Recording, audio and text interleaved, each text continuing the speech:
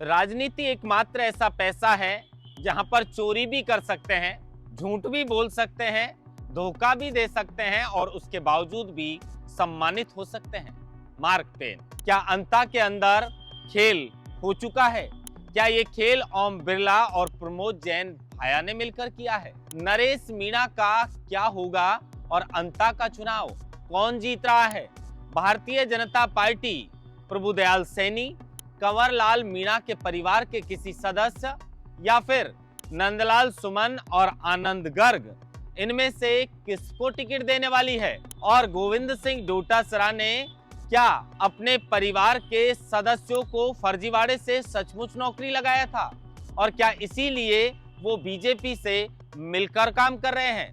इस तरह के गंभीर आरोप गोविंद सिंह डोटासरा, ओम बिरला और प्रमोद जैन भाया पर एक नेशनल चैनल पर आकर नरेश मीणा ने लगाए हैं। जातिगत समीकरण यहां पर क्या और कितना प्रभाव रखता है और अंता के चुनाव में क्या कुछ हो सकता है, इन सभी सवालों पर विस्तार से बातचीत करेंगे। नमस्कार, आप देख रहे हैं लोकमत हिंदी और मैं हूं आपके साथ महेंद्र बांसरूटा। अंता के अंदर कांग्रेस पार्टी ने 5वीं बार प्रमोद जैन भाया को टिकट दे दिया है।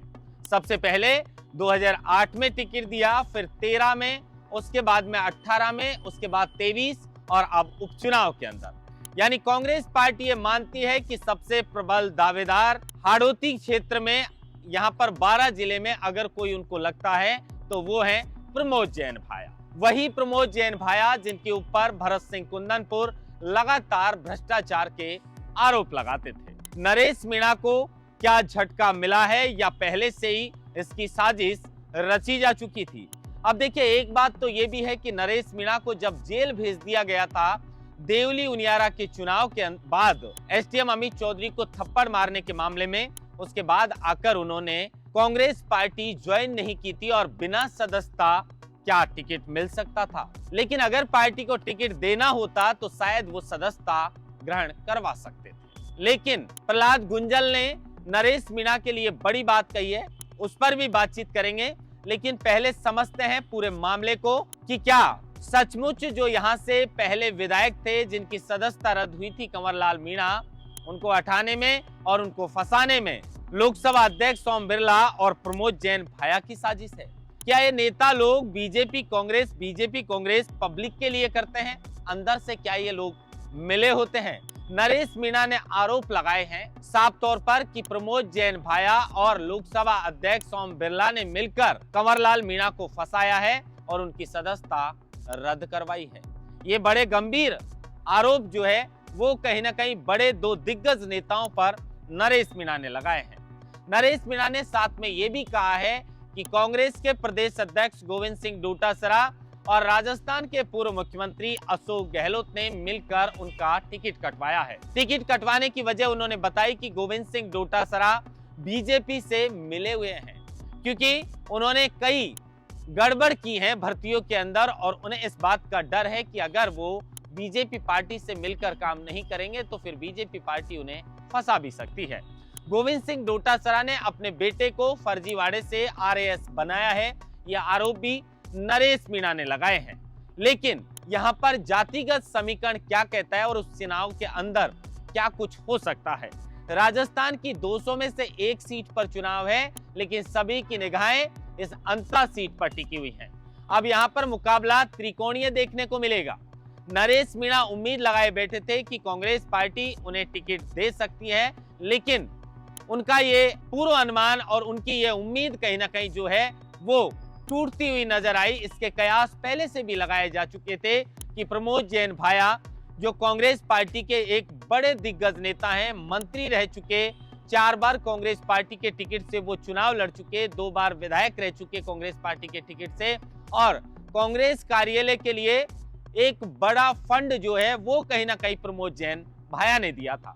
अब देखिए, ये नरेश मीणा के अपने आरोप है जो प्रमोद जैन भाया, गोविंद सिंह डोटासरा और जो लोकसभा अध्यक्ष हैं ओम बिरला पर लगाए हैं। लेकिन प्रमोद जैन भाया पर आरोप लगातार कांग्रेस के वरिष्ठ नेता और ईमानदार नेताओं में जिस नेता का नाम शुमार है, भरत सिंह कुंदनपुर, जिनका हाल ही में निधन हुआ है, वो लगातार लगाते आए थे। लेकिन उसके बावजूद भी कांग्रेस पार्टी ने प्रमोद जैन भाया को टिकट दिया है। अब यहाँ पर जातिगत समीकरण की बात करें तो जो प्रमोद जैन भाया हैं जिनको कांग्रेस पार्टी ने टिकट दिया है, जातिगत फैक्टर यहाँ पर ज्यादा काम करता नहीं है, क्योंकि यहाँ पर प्रमोद जैन भाया के यहाँ से तो 1% भी वोट नहीं है। लेकिन अगर यहाँ पर वोटों की बात करें तो सबसे ज्यादा वोट यहाँ पर सैनी समाज के देखे जाते हैं, और उसके बाद नंबर जो है वो कहीं ना कहीं यहाँ पर मीणाओं का आता है, एससी का आता है, और उसके बाद धाकड़ समाज का यहाँ पर दबदबा है। लेकिन भारतीय जनता पार्टी प्रभुदयाल सैनी को यहाँ पर 2013 में टिकट देकर जीत हासिल कर चुकी थी। तो अब कयास ऐसे भी लगाए जा रहे हैं कि प्रभुदयाल सैनी को भारतीय जनता पार्टी यहाँ से टिकट दे सकती है।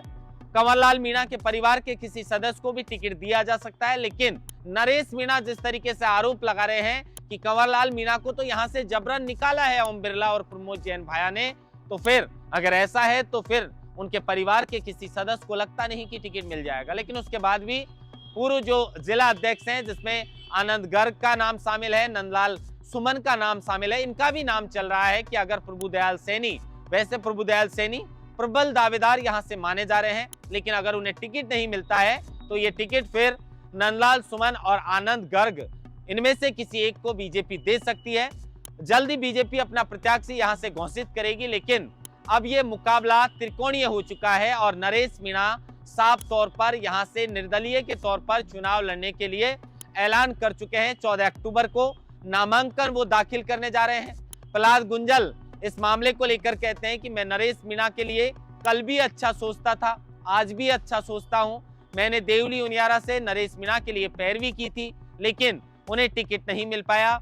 लेकिन वर्तमान जो स्थितियां थी, जेल से आने के बाद सदस्यता कांग्रेस पार्टी की नरेश मीणा ने ज्वाइन नहीं की, और मैं कैसे नरेश मीणा के लिए टिकट की पैरवी करता, इस मामले को लेकर पार्टी का जो फैसला है प्रमोद जैन भाया को टिकट देने का, उस फैसला को लेकर जो है वो कहीं ना कहीं प्रहलाद गुंजल ने कहा है कि ये पार्टी का फैसला है और सबको मान्य है ये फैसला, और मानना ही पड़ेगा।